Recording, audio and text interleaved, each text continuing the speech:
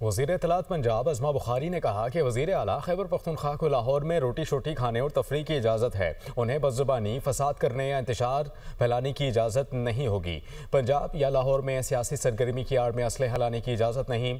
ہم مہمانوں کی اچھی طرح خاطر تواضع کریں گے، لیکن مہمان بھی مہمان بنے۔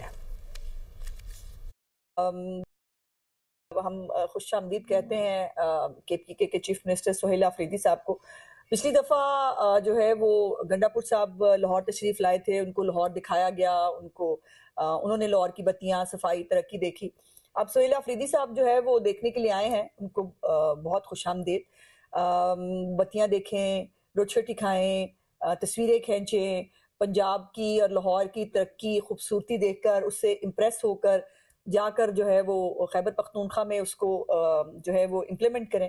اور مجھے پتا چلا ہے کہ چیف منسٹر کو، آفریدی صاحب کو، ان کی کیبنٹ نے کہا کہ جی بہت پشاور گندہ بہت ہے، بہت جو ہے وہ پہ حالات خراب ہیں، تو چلے جو ہے وہ یورپ دیکھنے لاہور چلتے ہیں۔